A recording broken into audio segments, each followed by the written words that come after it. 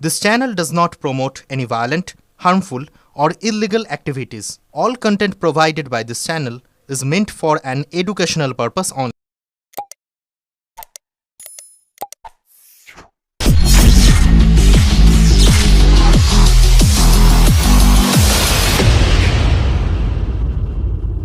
হুগলি মোড়ে ট্রাফিক কিয়স্কের পিছনে ঝোপে বিষধর চন্দ্রবোরা।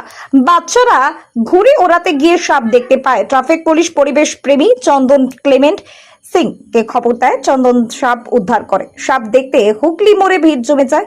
চন্দন জানান, নগরায়নের ফলে সাপের স্বাভাবিক বাসস্থান নষ্ট হচ্ছে। লোকালয়ে সাপ বেরিয়ে পড়ছে। সাপ কামড়ালে দ্রুত হাসপাতালে নিয়ে যেতে হবে। চন্দ্রবোরা সাপটিকে তার স্বাভাবিক বাসস্থানে ছেড়ে দেওয়া হবে বলে জানান। ব্যুরো রিপোর্ট, আমার কলকাতা নিউজ।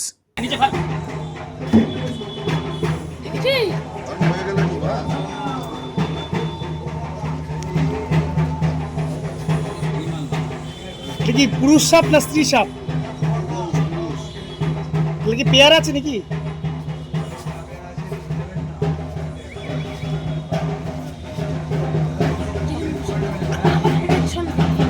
চাইনিজ সুতাগুলো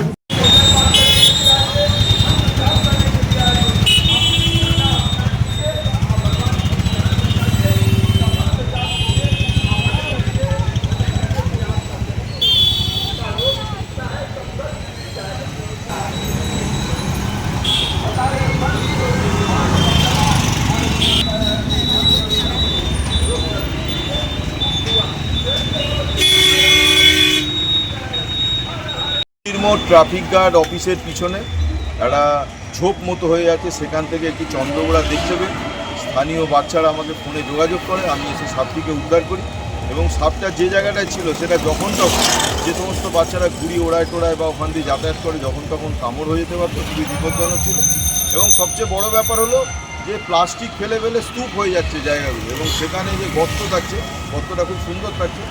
সবচেয়ে বড় জোর দেওয়া উচিত যে এই নন বায়োডিগ্রেডেবল ওয়েস্টকে রিসাইকেল করা, না হলে কী হবে, আস্তে আস্তে প্লাস্টিকের পরিমাণ এতটাই বেড়ে যাচ্ছে যে এরা বিভিন্ন জায়গায় হাইড করে থাকছে, যে সমস্ত অঞ্চলে মানুষজন থাকে যখন তখন বিপদ হয়ে যেতে পারে।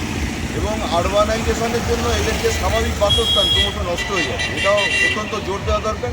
নাহলে সাপ না বাঁচলে পরিবেশের ইকোসিস্টেম নষ্ট হয়ে যাবে। এবং আরেকটা বলি, সাপ কামড়ালে সময় নষ্ট করবেন না, যত তাড়াতাড়ি, এবং বাঁধন দেবেন না, যত তাড়াতাড়ি সম্ভব সরকারি হাসপাতালে যাবেন। এবং যে জায়গাটায় কামড়েছে সেই জায়গাটা যদি নড়াচড়া না করে, যত তাড়াতাড়ি চিকিৎসা হবে তত তাড়াতাড়ি সুস্থ হয়ে বাড়ি ফিরবেন। ফলে সাপ কামড়ালে মারা যাবো এই ভাবনাটা একদমই ভুল।